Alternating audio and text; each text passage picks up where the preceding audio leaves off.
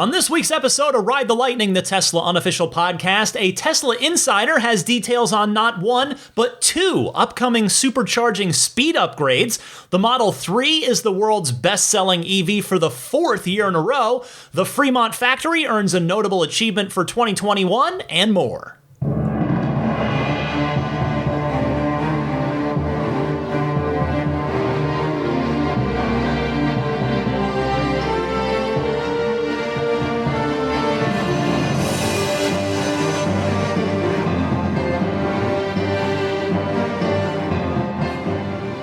What's happening, friends? Ryan McCaffrey with you here for episode 340 of your weekly Tesla unofficial podcast. It's Ride the Lightning for February 6th, 2022. Daisy the Boxer curled up in a little boxer ball on the couch to my left. Well, I want to start this podcast with some good news for fellow video game fans. Tesla will be featured in the upcoming PlayStation racing game Gran Turismo 7. If you are a video gamer, you're probably well aware of the Gran Turismo series. It's a big deal. It's been an excellent simulation racing series, very realistic for many years, but they don't come around too often. The gap between 6 and 7 has been many years. There was one sort of in-between game, Gran Turismo Sport, several years ago now. So this one's been a long time coming, and Tesla will be included.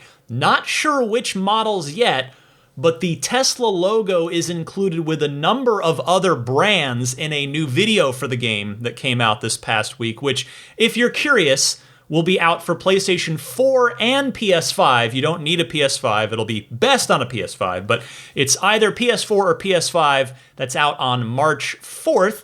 I want to give a shout out to Dan Emerson and the Australian Tesla Owners Club, who I was chatting about this on Twitter with when it broke this past week. I really, really love it when my video game and Tesla lives just get to organically intersect like that. It happens from time to time, sometimes in glorious and spectacular ways, like when I was interviewing Elon Musk for episode 200, and he brought up Cuphead, which is a game that had been a big deal on IGN, big deal Xbox exclusive. And he just brings it up in the interview. I was like, what? Cuphead? I know the people that make Cuphead. I've interviewed them. So anyway, it is always fun when games and Tesla intersect, and it will be fun to drive a Tesla in Gran Turismo 7. My guess is it's probably going to be the P100D Model S, maybe and or the Model 3 Performance. And the reason I say that is these games are done, it's way in advance. I mean, games take a long time to make. Gran Turismo certainly takes a long time to make, although the wait's always worth it. But, it takes the process of photographing the car, recording all the audio, modeling the interior, modeling everything, and then, programming it into the game and bringing it to life in the game. It takes a while. So I would not expect the Cybertruck. I would not expect the Roadster. I would not even expect the Model S Plaid, because the Plaid just came out 6 or so months ago. So just to temper expectations, but it'll still be fun to drive a Tesla in a major simulation video game. Also, I wanted to mention real quick before I get going with the rest of the news that the new monthly bonus episode is up for those of you at the ludicrous tier of my Patreon or higher. That's the $10 per month tier. And again, that bonus episode has changed format now. It's our 1 hour Tesla Zoom Room Hangouts that I record with the Patreon backers. We just have an awesome time talking about everything going on with Tesla and what's going on with everybody's lives. It's just a fun hangout, and I've started recording them and offering those up as the monthly bonus episode now. So that is there if you want to jump on that Patreon. And if you're gonna join as a new Patreon member, you automatically get access to all of the back catalog as well. So you're not missing anything. You can go back and get all that good stuff. If you're curious to check out more, and again, I usually mention this at the end of the show, but I'll mention it now. I mean, Patreon, that is the way you can voluntarily support the podcast. I put a lot of time and effort and energy and research and enthusiasm and love and care, and I hope that shines through. Each and every week, I pride myself. I never miss a week. Knock on wood. Hopefully, good health holds, but I've never missed a week. So if at some point you feel like that I've earned your support and you want to back me on Patreon, you can do so on my Patreon page, which is found at patreon.com/Tesla podcast. Patreon spelled Patreon. There are different support levels. They each have different perks and bonuses. You'll see it when you get to the page. All right, first up this week, I actually want to start with a call from Bob from Austin, who just brings up, I think, a really important topic of discussion right now. So I'll let Bob take it from here. Hi, Ryan. It's Bob from Austin. My question, should autonomous vehicles obey the law? More than that, how much should they prioritize safety over rider preferences? There's almost certainly will be regulations that will dictate some of this. Thought of calling you after Tesla announced the rolling stop feature recently, but with the recent recall of that feature, I moved to make this call. We all easily rationalize breaking the law when we drive, such situations as rolling to a stop sign when no one is coming, or speeding when others around us are. But proactively programming such decisions into a computer controlling the car is the proverbial slippery slope. I don't have the answers, of course, and already there are studies on this from such organizations as the Insurance Institute for Highway Safety in their 2020 report, which delves more deeply into accident causes and how autonomous vehicles could reduce those accidents. A simple solution is easy. Autonomous cars cannot be programmed to break the law. But it's more than that. Should a car slow down when it's dark or rainy? Should a car wait until a turning car in front of you has completely cleared the road before resuming full speed? Should there be an emergency override? There's a continuum from absolute safety to absolute driver convenience, and the point chosen on that range will affect us all differently. I'm calling just to participate in the discussion of early adopters, which is what Tesla drivers are, hoping that as we move into the future, the communication among the regulators, the manufacturers, and the users is mutually supportive and leads us to a much safer and enjoyable future. Bob, great call here as always. And if you're not familiar with what Bob is referring to there, the FSD beta introduced a feature back in 10.7. 10.10 is rolling out now. I haven't received it yet myself, but it's just getting around, so it should be hitting every beta tester here before too long. And what I'm about to tell you is almost certainly why the rollout of 10.9 stopped very abruptly. And that feature allows you to set 3 different behavior styles for FSD beta, the most aggressive of which will actually roll through stop signs at something like 2 miles per hour if the cameras don't see any other cars or people around. Well, NHTSA, the NHTSA, seemingly just learned about this. They didn't learn about it with 10.7, they just learned about it now and told Tesla to recall it, i.e. patch it out, if you couldn't hear my air quotes on the word recall there. And so they did issue a public recall notice, and 10.10 removes that feature. It also does add some other beta improvements. But it does lead to an interesting discussion here, Bob. And you're right that it's all about context, because there's no clear right answer here unless you're a person who strictly obeys the rules of the road to the letter of the law at all times, never going even 1 mile per hour over the speed limit or doing anything else that's not strictly in the books.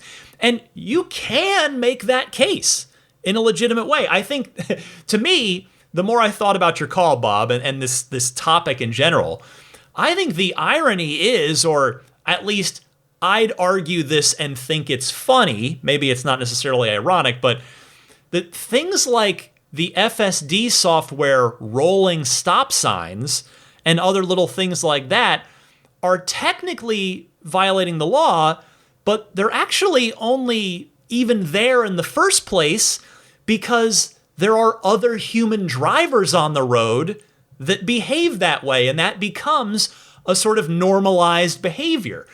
If every car was operating autonomously, And I'm not advocating for that necessarily. I do want a future in which I'm allowed to drive a car whenever I drive a car manually whenever I want.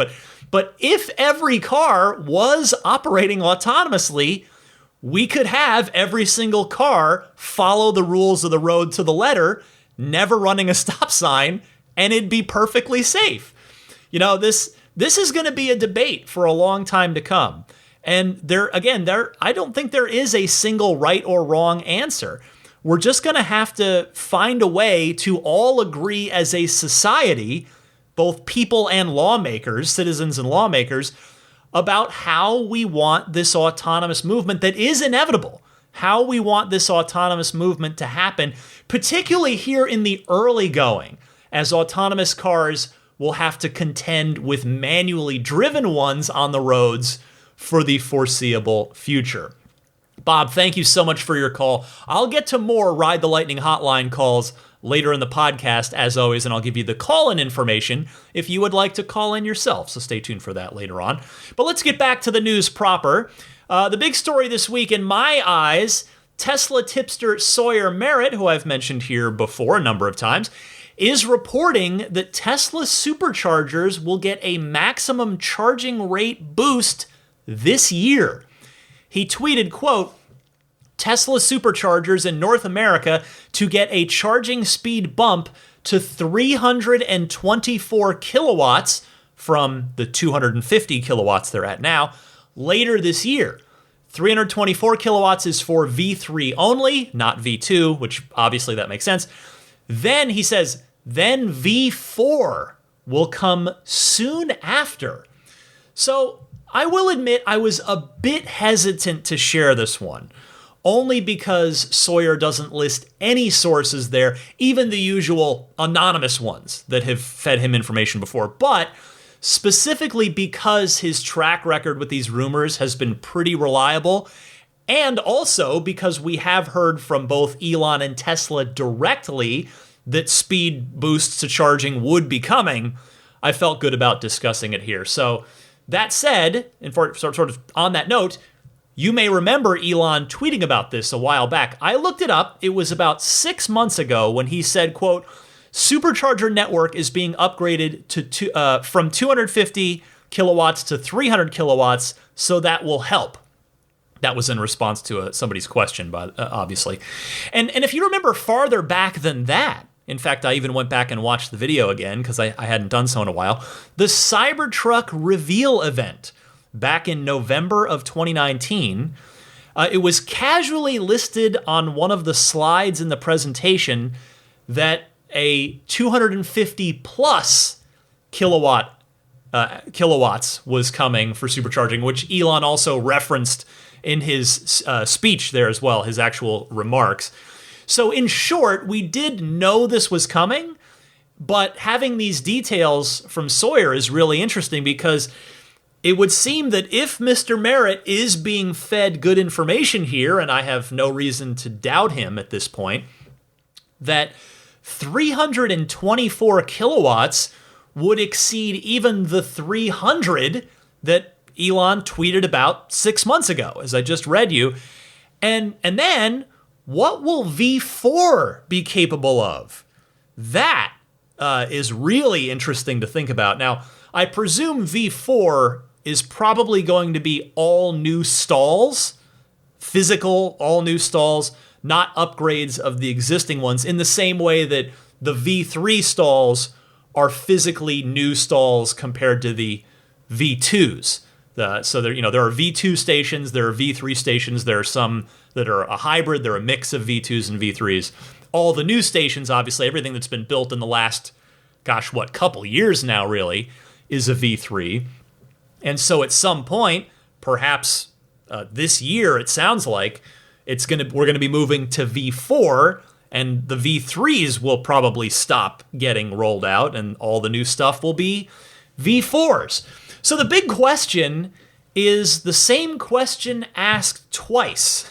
Once for this V3 upgrade, and once for V4. And that question is this: which, if any, current Teslas on the road today will be able to take full advantage of it?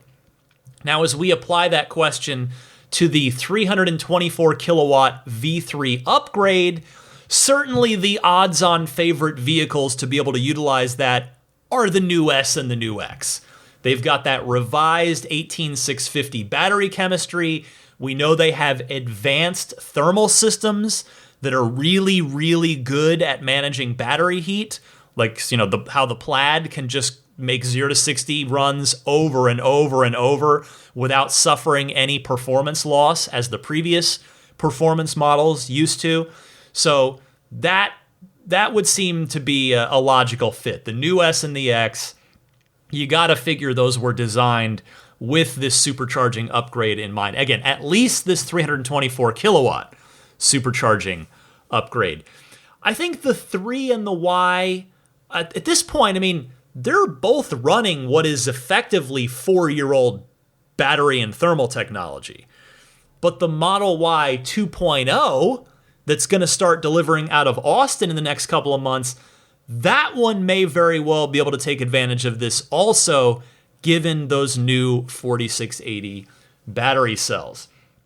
And for the V4, again, if we ask the question again in reference to the V4 supercharging that Merit says will come, quote, soon after the V3 upgrade, well, since it is supposedly coming soon, I would have to imagine that the V4s are going to be for any and all 4680 based cars, meaning the Texas Model Y, the Cybertruck, and the Roadster. Obviously, the Tesla Semi will have its own version of supercharging in the form of mega charging. So you will not see a Tesla Semi pulling up to a vanilla regular supercharging station anymore. The prototypes do now, or they have up to the point now that they're actually building mega chargers. But anyway, you get what I'm saying. So I think the new S and the X, as part of that, as far as V4 goes, I would lean towards probably on those, because again, they are the flagship vehicles. Tesla knows what the supercharging roadmap looks like. So I think the new S and the X are pretty solid candidates, but I think the 4680 vehicles those will be the ones that are like a lock, like pretty much a sure thing. And then the new S and the X are, I would lean towards yes, but not necessarily bet lunch on it, would be my take on it right there. I'll tell you, just as a final point on this, seeing a new S, whether it's a new S or a model, a 4680 based vehicle plug in for even just the forget about the V4 for a second, but the V3 upgrade, the 324 kilowatts, seeing a new S or a Model Y 2.0 plug in and do a charge session, that should be impressive to watch, because if the Plaid can get about 180 miles of range in 15 minutes of V3 supercharging on the existing 250 kilowatt V3 chargers, it should do a good bit better on, if you'll allow me to call it this, the 3.5 supercharger. Maybe those same 180 miles come in 10 minutes instead of 15, or if you want to keep it apples to apples, maybe in 15 minutes it's 200 plus miles of range in that time. But suffice it to say, I will be keeping a very close eye on this one, because one way or the other, it affects every single one of us. No matter what Tesla you're driving, there will be relevance to what, to how this is going to end up shaking out in the end. But exciting news here. Speaking of exciting news, the Model 3 was the best-selling electric vehicle in the world for the 4th year in a row. This story comes via Clean Technica, who points out very smartly that this will be the Model 3's, probably going to be the Model 3's last year at the top of this list, which I'll get to in a second. But Clean Technica writes, after a strong start of the year, the second half of 2021 brought a record for world EV sales, with 3 record months in the last 4, setting new sales records. December was one of them with over 900,000 total EV registrations, and Model 3 was number one with 500,000, 713 new registrations. That's in the year. That's not just December. And if you're curious about the rest of the top 10, it is this. So you've got the Model 3 at just over 500,000. You have a Chinese-built EV called the Wuling Hongguang Mini EV, which I Googled, and it's a very, very tiny little city car at 424,000 and change. Then number 3 worldwide, the Model Y at 410,000 and change. The Volkswagen ID4, then after the top 3, it just goes off a cliff. Again, 410,000 plus for the Y. The VW ID4, 121,000. So, it's a strong showing. And I think the ID4 only started delivering earlier this last year. So it didn't even have a full year. So, and then it goes on to the rest of the top 10 is all Chinese-made EVs. So very cool stuff there. And again, talking about Clean Technica's point about the Model 3's reign at the top of this list coming to an end, because as you're all probably no doubt thinking right now, it's going to be overtaken by the Model Y. Because as we know, the Y will soon be built at 4 factories around the world versus the Model 3, which will continue to be built at 2 factories around the world. And Elon has said that he believes the Model Y could be the best-selling car in the world, period, EV or not, as early as this year or perhaps next. Bottom line, though, congratulations to Tesla for a 4th straight gold medal on this podium and for taking 2 of the top 3 spots with the 3 and the Y as well. They may very well grab 1 and 2, gold and silver, next year if the Model 3 can hang on to second place, as the Y will no doubt overtake everything for first place. I think it'll be interesting to see where the crop of electric pickup trucks ends up on this list once they all get their production ramped up over the next 2-3 years. It's not going to be an overnight thing. They've all got to get ramped. But, we already know that Tesla intends for a run rate of about 250,000 Cybertrucks per year. Ford is saying that they are ramping towards 150,000 F-150 Lightnings per year as they've continued to up their forecasts, seeing big demand on the Lightning, which is great.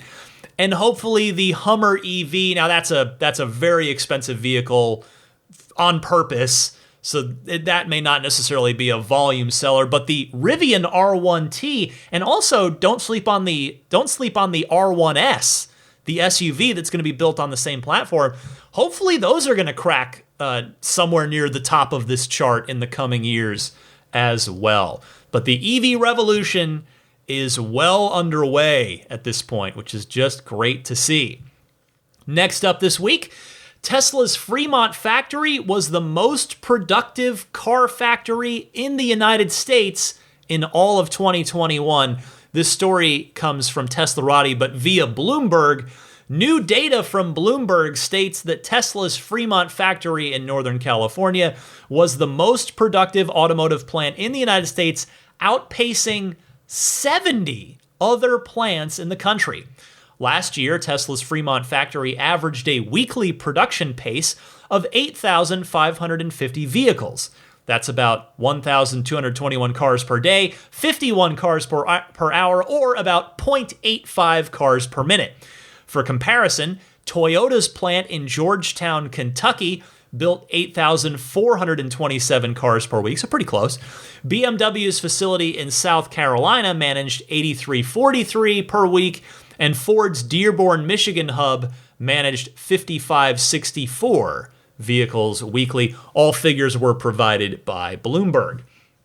Well, Tesla may still be a relatively low-volume manufacturer compared to its bigger competitors, both foreign and domestic, I should add.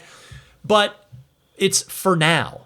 For now is the key qualifier that you have to add on there What with only having, as I just got done talking about, 2 factories operational, soon to be 4, with 2 of those in the United States, which I guess that would be the apples to apples comparison here, since we're talking US only. But this is still one of those big picture bits of context that really puts Tesla's growth and success into perspective a little bit.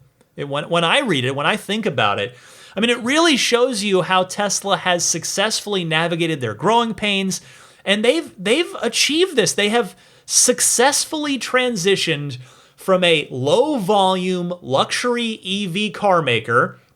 For a little context here, at Tesla's peak in the pre-Model 3 days, they did 103,000 S's and X's combined in 2017, which technically the Model 3 had launched in 2017, but they only delivered like a couple thousand 3s that year at most. That was the very beginning of what proved to be, as we all know, a very, very difficult production ramp for the 3. But the fact is they've successfully navigated. Again, they've made that transition from that low volume luxury EV car maker into the rapidly growing mass market high volume automaker that they are, and they are continuing to become today. One that, by the way, just delivered almost 1 million cars in 2021 and will, barring any horrible world circumstances, blow past that by about 50% this year in 2022.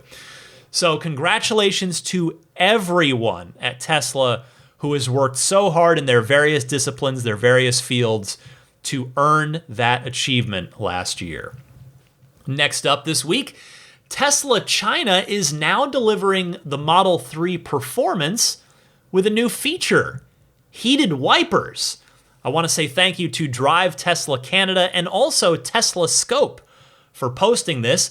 It has been confirmed via a screenshot of the HVAC UI from a Model 3 Performance in China that those P3Ds, as I used to call them, of the Model 3 now have a heated wiper feature, meaning, just to clarify here, the base of the windshield where the wipers sit when they're not being used, that area is heated. It's not the literal wipers themselves that are heated, but the end result is exactly what you'd expect, and that would be windshield wipers that can better glide over the surface of the glass in very cold conditions. If you've been following Tesla for a long time, as I have, or I suppose you really haven't even had to have been following them for that long. I mean, the fact is, it's pretty evident after a short amount of time keeping an eye on this company that Tesla vehicles evolve very quickly. Not being beholden to the typical model year cadence of, only making feature changes once per year certainly helps that. It helps not just the reality, but also the perception of that pace of improvement and pace of change as well.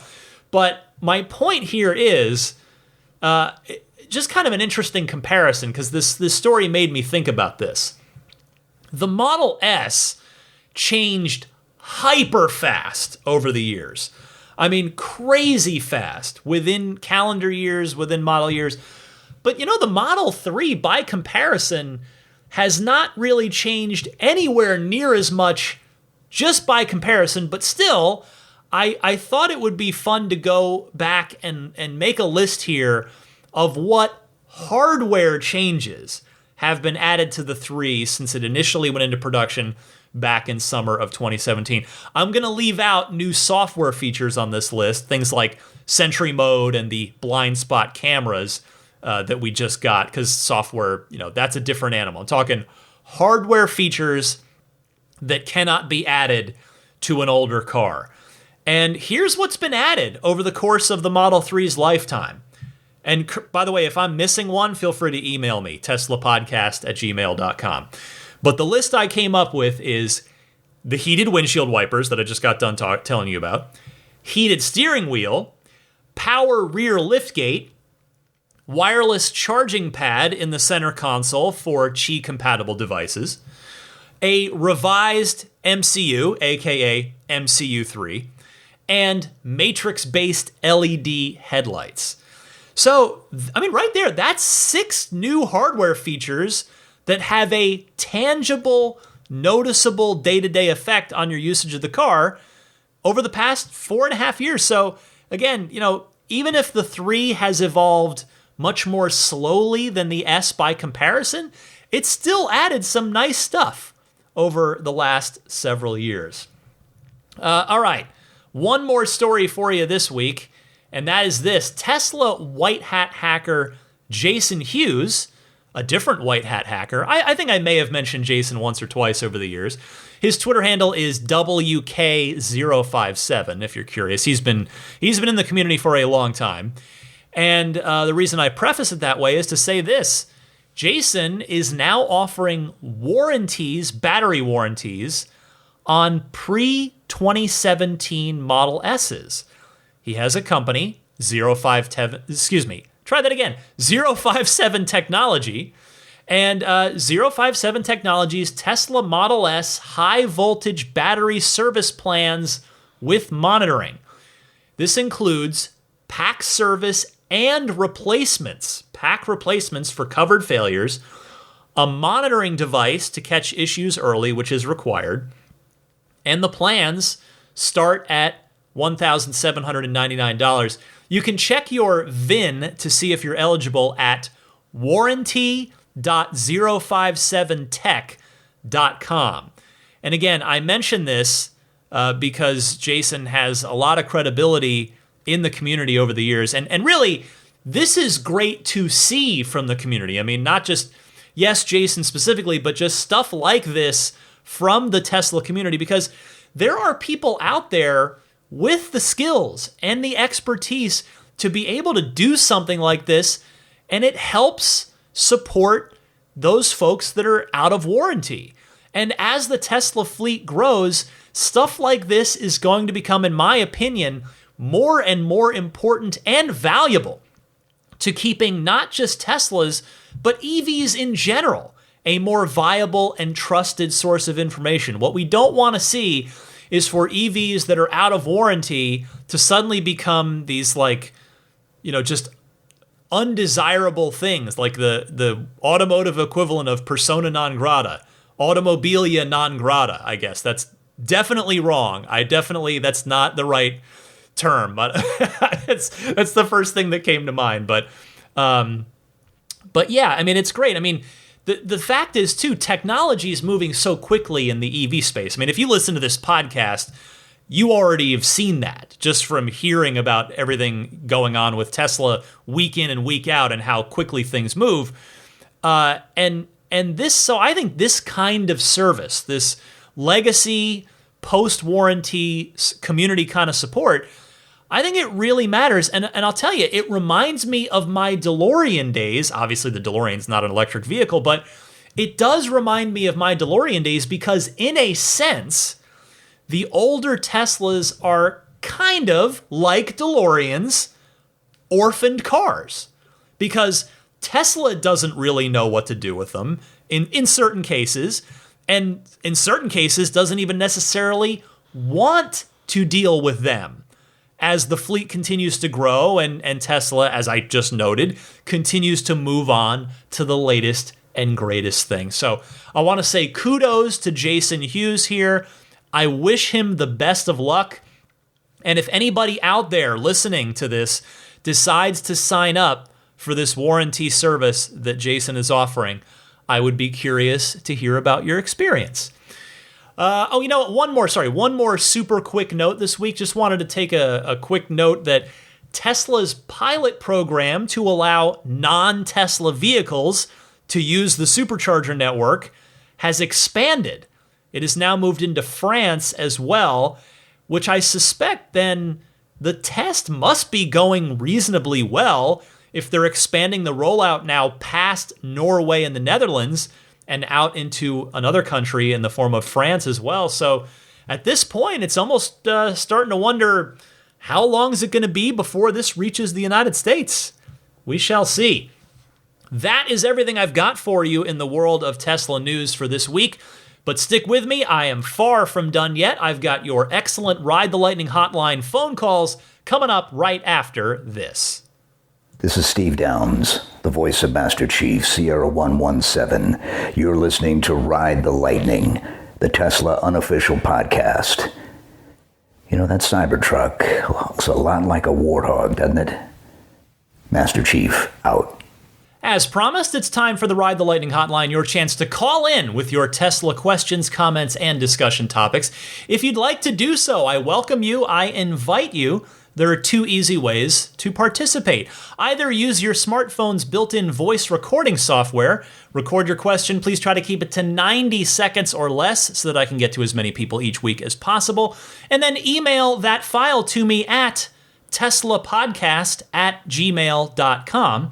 Alternatively, you can take that same 90-second or less call and actually leave a message on the Ride the Lightning hotline. It's pretty simple. Toll-free number, dial it up anytime, 1-888-989-8752. Again, that's 1-888-989-TSLA.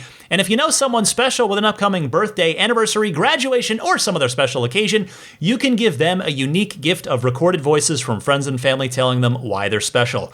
The recordings can be podcasted or put onto a keepsake. Visit lifeonrecord.com to learn more. Here's Jonathan in England up first. Hi Ryan, this is Jonathan in England. Just to set the record straight, you mentioned in the earnings call that LFP batteries are only fitted in the Model 3. That's not entirely correct. In China, they are fitting them in Model Ys as well.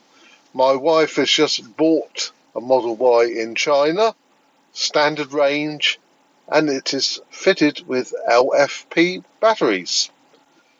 Incidentally, it is also black, which is the standard colour in China as well. Just thought I'd let you know. Enjoying the show. Cheers. Bye for now. Jonathan, thank you for your call as always. You are correct here. I did think about the standard range Model Y in China when I did the podcast last week when I said that, but as it turns out, your call inspired me to check. I got my facts mixed up a little bit. Tesla did discontinue the standard range Model Y in China, but they replaced it with a base rear-wheel drive Model Y with noticeably worse acceleration, 6.9 seconds to 60 versus the outgoing standard range is 5.6, which is, as you've probably gathered, as it is indicative, indeed, of an LFP battery. So thank you for correcting me on that. I am always happy to be corrected. I want to make sure I'm getting accurate information out there and just having more knowledge myself and more accurate knowledge. Next is Chris from Orlando. Go ahead, Chris. This is Chris from Orlando calling in response to Chris from Chicago's question last week about the Tesla safety score and being able to disable it in order to go to the track. And it seems to me that the point of the safety score is to identify risky drivers. And if you're going to the track, wouldn't that mean you're a riskier driver and should pay more for insurance in general? Would love to hear your opinion from that perspective. Love the show. Thanks. I appreciate the call, Chris. And to be honest, I'm not sure if I agree or disagree with you. I see where you're coming from, for sure. But on the flip side, someone that takes their car to the track may very well have taken professional driving courses and spent a lot of time reviewing the safety features of both their car and the track. If you made me a car insurance agent and told me to insure someone and said, I'm going to give you two people, would I give the lower rate to a random Tesla owner or somebody that does a lot of track days? And I'll have to say, I might choose the track driver, honestly. Now, I'm sure I have insurance agents in the audience right now that are either nodding along with me or they're like screaming at the device they're listening to this on, saying how wrong I am. But the bottom line, I hope we learn the official answer to the question here someday of how or if Tesla even factors this in with Tesla insurance. Next is Lawton from Chicago with some thoughts about the Model Y 2.0 going nationwide rather than just in Texas. Go ahead, Lawton. Hi, Ryan. It's Lawton from Chicago. Wanted to get your thoughts on Tesla will transition Model Y production to using the structural battery pack. I placed my reservation for a 7-seat Model Y in 2019 and been doing my best to hold out for one, with Tesla recently requiring me to take delivery in the near future. In the past, Tesla has only had a single version of each vehicle in a market at a time. Given that the current Model Y is hitting its production stride and being manufactured in large quantities, this will likely be a unique challenge. I think one approach Tesla may take is to ramp production on the current Model Y in January, then retool gigafactories in both Fremont and Shanghai in early February for the structural battery pack version. This time would minimize impact on total vehicle deliveries. It coincides with the Lunar New Year holiday on February 1st, a normal production hiatus in China, with a holiday for many workers lasting 1 to 2 weeks. This will allow time early in the quarter for current vehicles to be shipped to international markets. Gigafactories Texas and Berlin will be able to gradually ramp production of the structural battery pack version, followed by Fremont and Shanghai, and still be able to deliver these vehicles locally by the end of the quarter. Keeping all my fingers crossed that will take delivery of Model Y 2.0. Thanks as always for the enthusiasm and joy you provide to the Tesla community. Look forward to your thoughts. Lawton, I know you've been holding off as long as you can on your order, and Tesla is now on you to take delivery of your 7-seater at this point. So I am rooting for you to get that Model Y 2.0. The good news is that being in the Chicago area, you are likely to get a Texas-built vehicle. And your theory on the retooling in Fremont and Shanghai is an interesting one. I hadn't considered the Lunar New Year, but that could indeed be a good time to do it. I mean, I guess if that's the case, we'll hear about it real soon, or maybe we would have, so I'm not sure. But it does feel too early here in the U.S. to do this, but Tesla's going to have to rip that Band-Aid off sometime, right? And so why not sooner rather than later? Let's see how this shakes out. Thanks for your call. Next up, Cody in Tennessee. Ryan, Cody in Tennessee again. Hope you've been doing well. Celebrating 1 month of ownership of my Tesla Model 3 Performance today. Put about 1,000 miles on it already, which is way above average for what I was driving with my ICE vehicle that I sold to get this car. I was putting about 4,000 miles a year on average since 2014 on that car, and trending well above that already with the Tesla. And I guess that's what happens when you really like to drive the car. But just loving it and looking forward to many more years of ownership of this vehicle. Hey, my call today is about Sonic the Hedgehog. I'm kind of disappointed to see after a couple of updates since the holiday update that I've not gained Sonic the Hedgehog as one of the playable games in the car. It's not a big deal, but it is something that I was excited about. And I did some just Googling online and had seen that some people believe it's because of the functionality of the USB ports on recent, I guess, December delivered Model 3s or even Model Ys, that they are just capable of charging, not capable of actually transmitting data. I wasn't sure if you'd heard anything about that, or if that's something that you've heard, whether that's something Tesla intends to update or retrofit. So any information you have will be appreciated. Thanks for everything you do, and talk soon. Thanks. Interesting, Cody. This is the first time I'm hearing of it, and it's good to know about. Considering that gaming has been something that Tesla clearly cares about, it would seem like a heck of an oversight in the newer cars to leave them incapable of connecting controllers. I mean, the new S and the new X are going to be getting an update at some point in order to enable Bluetooth controller usage, but to my knowledge, that's not something that's coming for the 3 and the Y. Unless maybe it is on the back of the MCU3, maybe, but then again, you're in that in-between window where your 2022 model probably doesn't have the new Ryzen APU in it, the MCU3. I've got Sonic the Hedgehog in my 2018 Model 3 for whatever it's worth. I did double check, but I'll keep my ear to the ground for any information on this, and thank you so much for your call. Next up, let's talk to Joe from Western Virginia. Hello, Ryan. This is Joe from Western Virginia. I'm going to ask you if you or other fellow Tesla owners have heard about the process for taking your Tesla overseas, more precisely to Europe. Due to my job, I'm going to be moving to Europe, and I would like to take my 2018 long-range Model 3 with me. I'm wondering if there is a formal Tesla process to do this. Among other things, I was thinking getting a CCS converter for charging, but I'm not sure if supercharging will work just like that over Europe. Or how about cellular connectivity? I'm not sure if I can switch to the same car or something along those lines. Bottom line, I want to avoid having to sell my car here in the U.S. and then having to pay extra to buy one in Europe. Looking forward for your comments. Please keep up with the good work. Bye-bye. Hey, Joe, thank you for your call. I'm going to be honest with you here. I don't know the answer to this one. It's a great question, even if it probably doesn't come up too often, but you're certainly not the first person to have ever been in this position.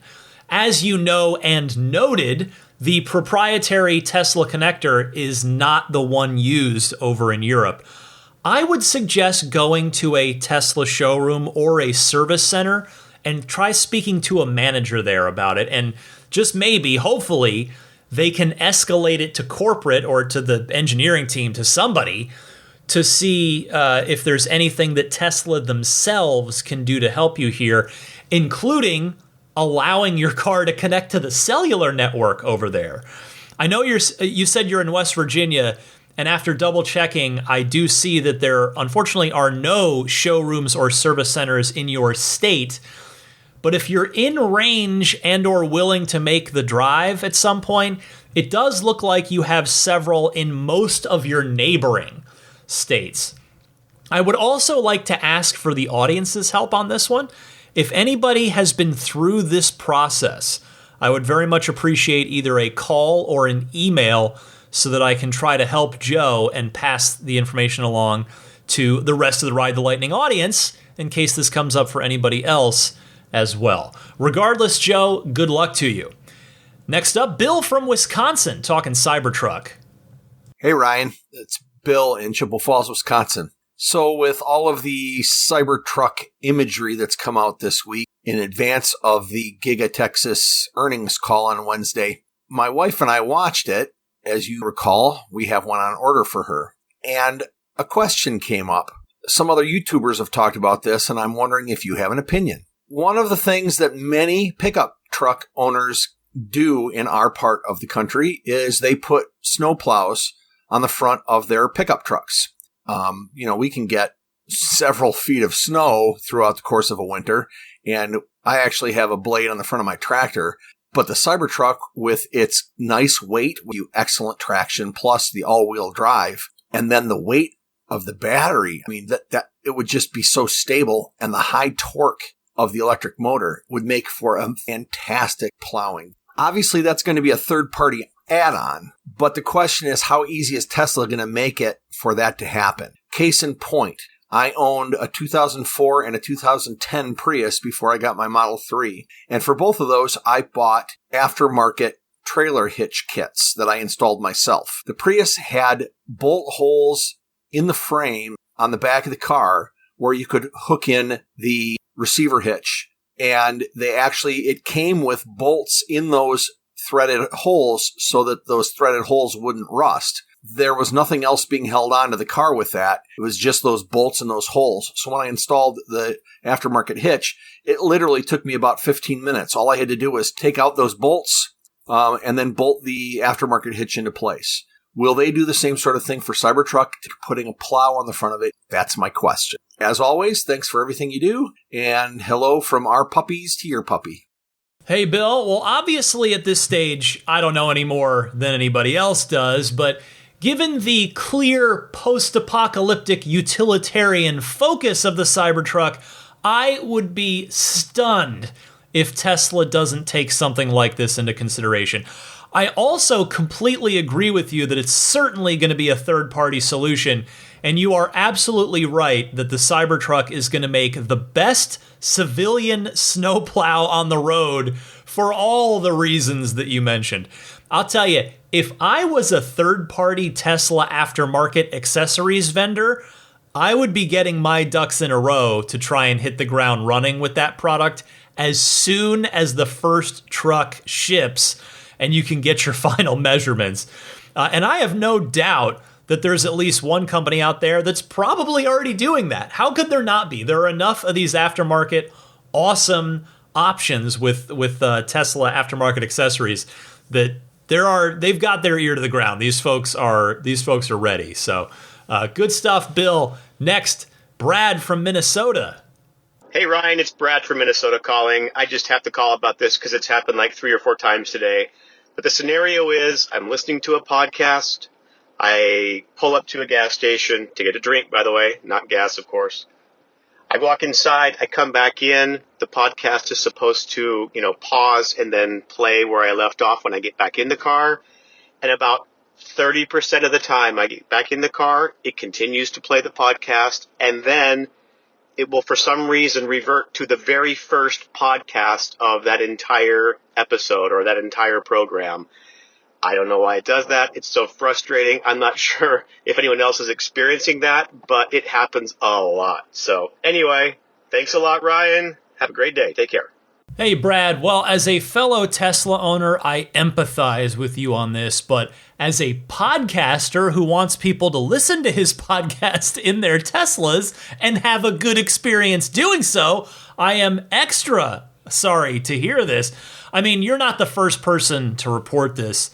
I think it is a widely known issue right now, so the good news with that is hopefully Tesla is already well aware of it and working on a fix. Fingers crossed that it will not be too long until it's all working properly once again.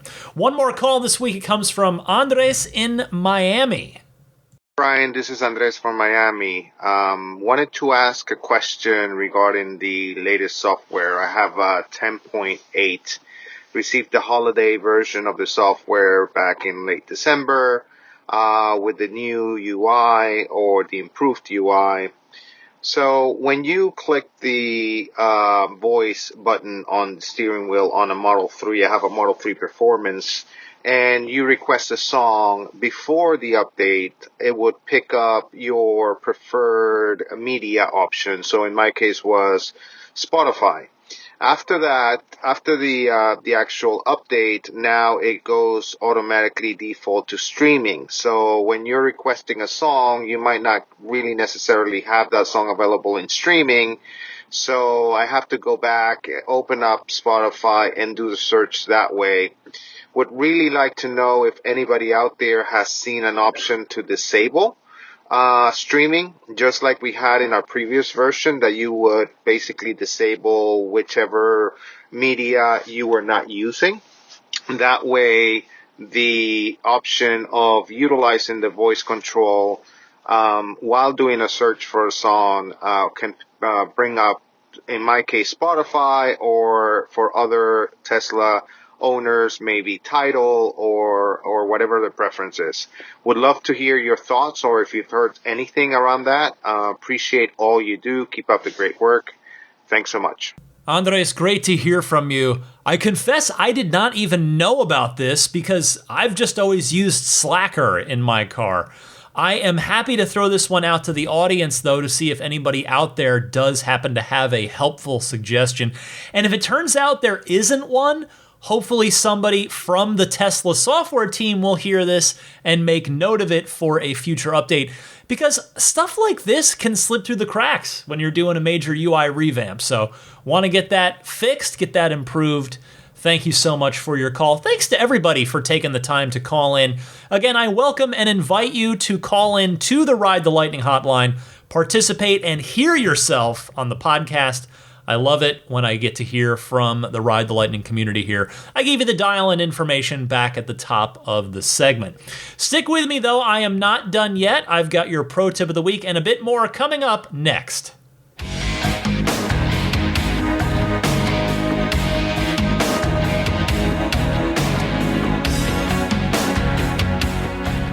Well, not too much up with me and my car this week. I am eagerly awaiting the full self-driving beta version 10.10 to see what functional improvements, day-to-day improvements. I've looked at the release notes.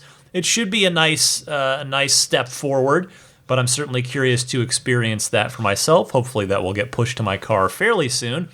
I also want to give a shout out real quick to America's Tire. That's who I had do my tire repair service. I had bought the tire warranty from those guys after going through. If you've been listening for a while, you know that I have been plagued isn't the right word. I would say haunted by tire issues on my car. Just living in San Francisco, the performance version, 20-inch, low-profile tires, it all adds up. I've had a bad time when it comes to tires, but America's Tire's taking good care of me.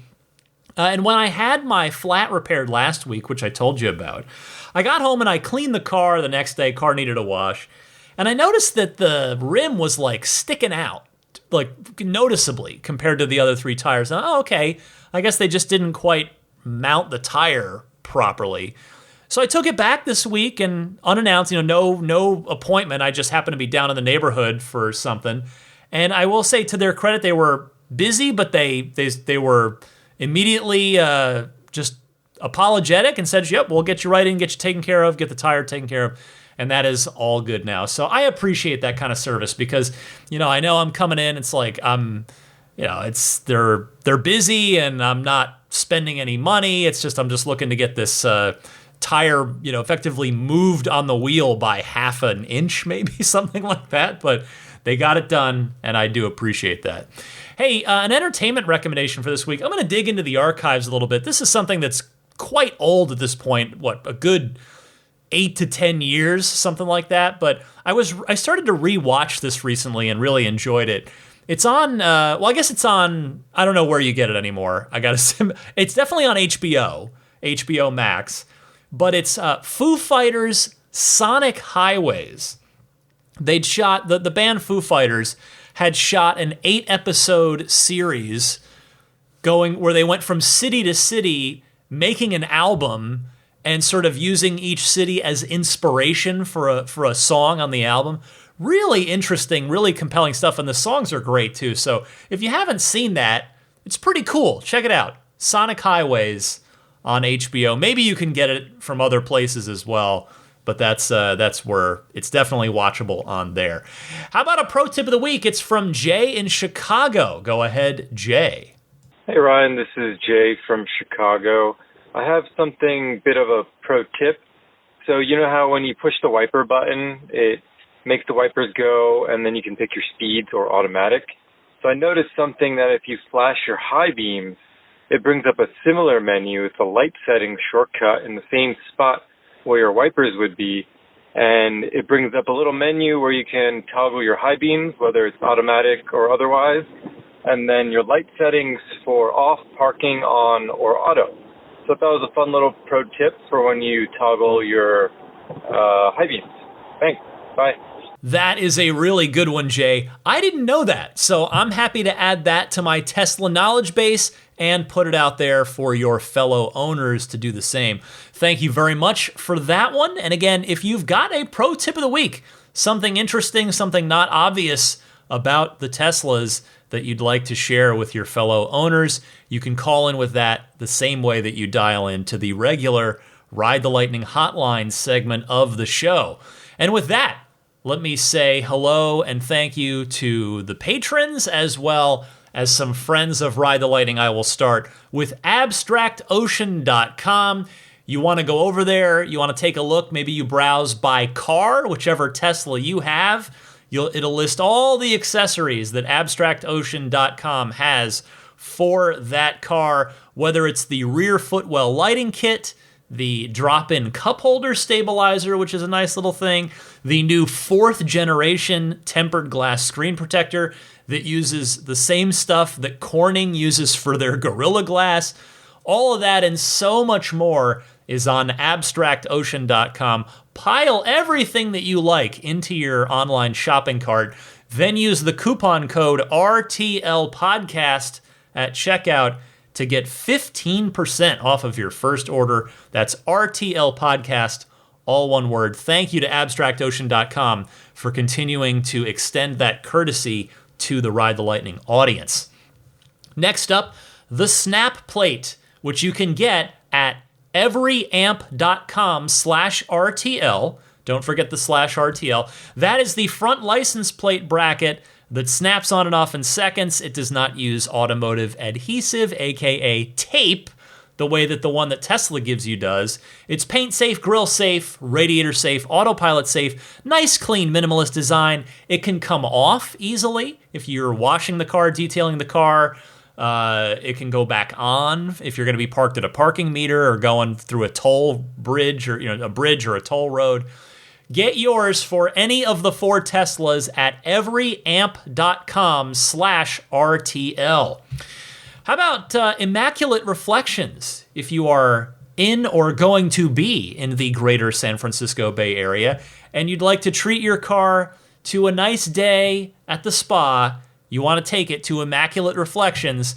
Whether you're doing paint correction, get that paint finish looking better than ever, better than factory new, I promise you.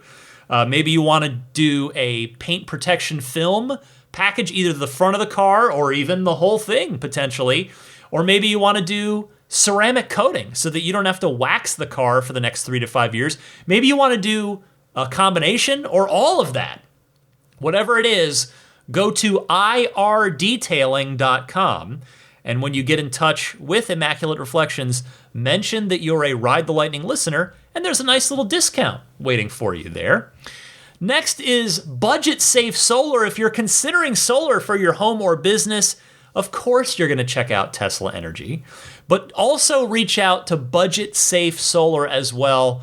They're a good friend of the show, and their deal is a simple one. They will take the time to understand your specific situation, kind of like a real estate agent. You tell them what you want, they're going to help you find the best match for what you're looking for. They're independent consultants, so they've got plenty of solutions, and they operate in all 50 states as well as Puerto Rico, so odds are they're going to be able to help you out. Contact them as well if you're interested in joining the growing solar industry. So learn more, reach out at budgetsafesolar.com, referral code RTL. How about puretesla.com/RTL, the one-stop shop for all your dash cam and Sentry mode needs? $49 will get you the 128 gigabyte micro SD based kit. That's what's in my car. I am a fan. I'm a definite believer in this product. puretesla.com/RTL. It's going to take the daily reading and writing over and over again that the dash cam and Sentry mode require without failure or degradation. If you want to step up though, for $69, there's a 256 gigabyte kit, and they also sell, if this is of interest, nice like low profile kind of, I'd call them, as I've said on the podcast before, Super Nintendo controller inspired game controllers for your Tesla as well. So you can get all that stuff at puretesla.com/RTL. Meanwhile, Jada. My friends at Jada have a number of great Tesla accessories, most notably for the newer Model 3s and Model Ys, the Jada USB Hub Console. It's a storage organizer, a USB hub, an Apple Watch charger, and an AirPod charger all in one. They also sell the Jada Tray. I've got that in my car. It is a tech-focused center console organizer. It's drop-in, no tools required. Good stuff there. And if you've got an older Model 3 like I do, I highly, highly recommend the version 4 wireless charging pad for your center console. Also, no tools required to install that. It's going to give you nice, very OEM, factory-looking and functioning wireless charging capability for your smartphone. So to get any of that stuff, go to getjada.com/ref/8. That /ref/8 is critical because, for full transparency, if you do buy anything there, they're going to throw a couple bucks my way if you use that URL. In return for you using that URL, which I realize is a slightly annoying URL, I'll give you a coupon code RTL for a nice discount from Jada. I mentioned the podcast at the top, patreon.com/Tesla podcast. I will thank the patrons in just a minute at the plaid and higher levels. But before I do, I'll mention my podcast email address. If you'd like to get in touch with me via email, teslapodcast@gmail.com. I'm also on Twitter and Instagram at the same handle. If you'd care to follow me on either of those social media networks, I'm DMC_Ryan. And finally, you can subscribe to/follow the podcast on your podcast platform of choice. That doesn't cost anything. It's just the terminology they use. I'm on Apple Podcasts, Google Podcasts, Stitcher, TuneIn, and Spotify. Those two are natively in your car, so you can get them that way. I'm also on YouTube in audio-only form. Trust me, you don't want to see this face. I promise you. That's why there's no need for video on this. I promise. Audio is the way to go, but you can listen on YouTube. If you just search Ride the Lightning Tesla on YouTube, you'll find my channel. Subscribe, no problem. Done, nice and easy.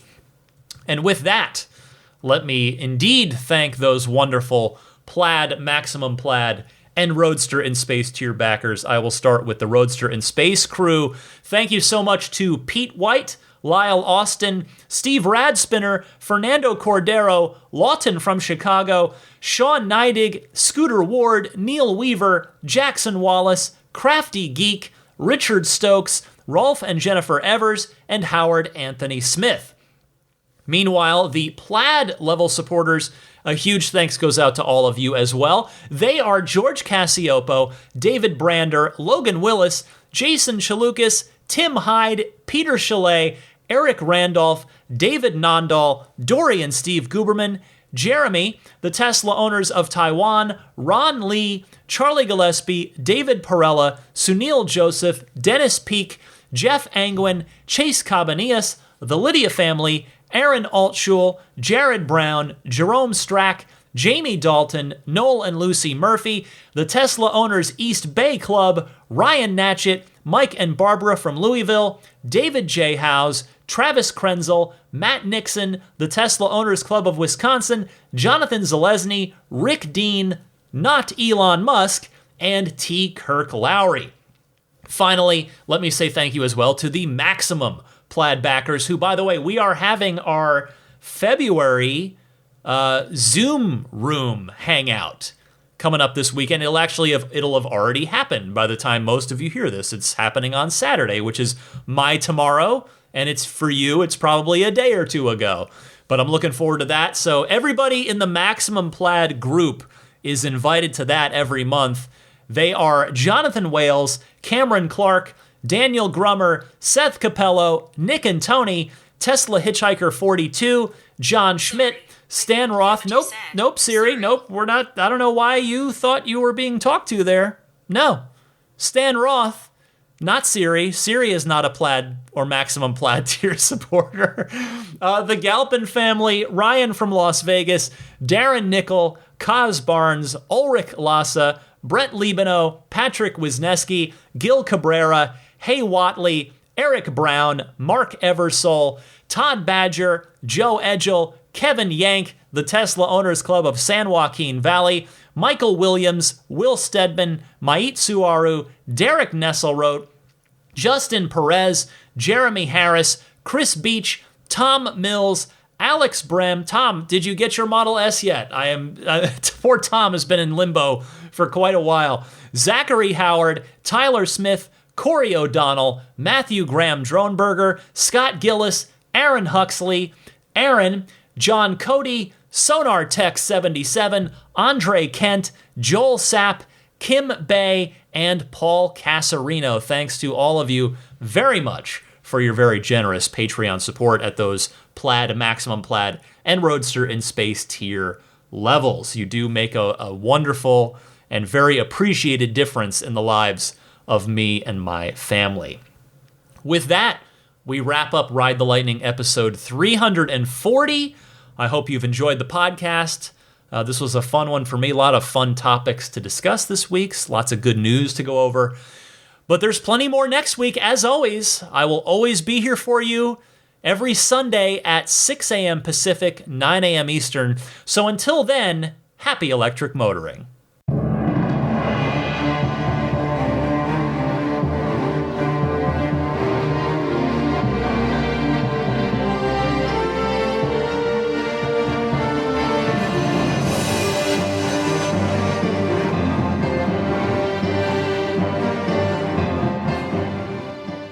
I mean, I think a Tesla is the most fun thing you could possibly buy ever. That's what it's meant to be. Our goal is to make it's not exactly a car. It's actually a thing to maximize enjoyment. It's maximum fun.